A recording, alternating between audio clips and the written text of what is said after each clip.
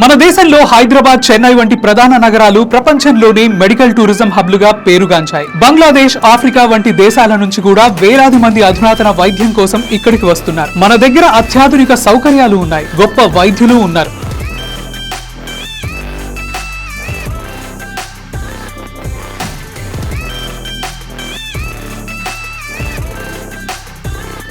అయినప్పటికీ ఇక్కడ ఒక చేదు నిజం దాగి ఉంది. ఒకవైపు ఇంత అభివృద్ధి జరుగుతుంటే ఇంకోవైపు చిన్న చిన్న వ్యాధులుగా భావించే వాటితో ప్రజలు ప్రాణాలు కోల్పోవడం ఆందోళన కలిగిస్తోంది. మొన్నటికి మొన్న వికారాబాద్ సమీపాన ఒక గ్రామంలో టీబీ కారణంగా ఓ వ్యక్తి చనిపోయిన వార్త మనల్ని ఉలిక్కి పడేలా చేసింది.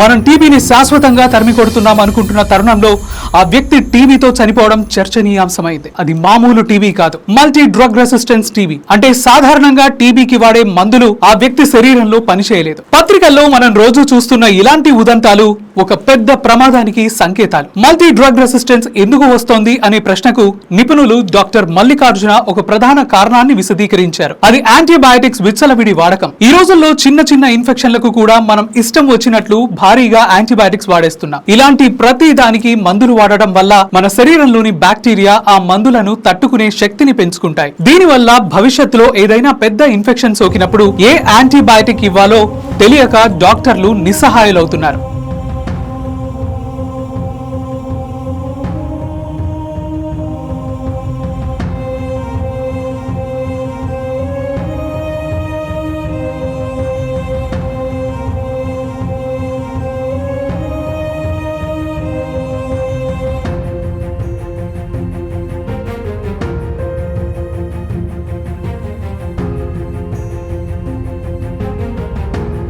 టీబీని అదుపు చేయాలని ప్రభుత్వం గట్టి పట్టుదలతో ఉంది. అందుకే దీన్ని నోటిఫైబుల్ డిసీజ్ గా ప్రకటించింది. ఒకప్పుడు రోగులే మందులు కొనుక్కోవాల్సి వచ్చేది, కానీ ఇప్పుడు ప్రభుత్వం మందులను నేరుగా రోగులు ఇంటికే పంపించేలా ఏర్పాట్లు చేస్తోంది. అయితే టీబీ అనేది స్మాల్ పాక్స్ లాగా వ్యాక్సినేషన్ ఇచ్చి పూర్తిగా తుడిచిపెట్టే వ్యాధి కాదు. మనం చేయగలిగిందల్లా దాని ప్రభావం తగ్గించడం మాత్రమే. వైద్యం అందుబాటులో ఉంది కదా అని ప్రతి చిన్నదానికి మందులు మింగడం మనకే ప్రమాదం. మన శరీరాన్ని మనం యాంటీబయాటిక్స్ కి బానిస చేయవద్దు. క్రమశిక్షణతో కూడిన చికిత్స, వైద్యుల సలహా పాటిస్తేనే మనం ఈ గండం నుంచి బయటపడగలం. అవగాహన పెంచుకుందాం, ఆరోగ్యాన్ని కాపాడుకుందాం. సుమన్ టీవీ న్యూస్ ప్రపంచానికి దర్పణం. సుమన్ టీవీని లైక్, షేర్ అండ్ సబ్స్క్రైబ్ చేయండి.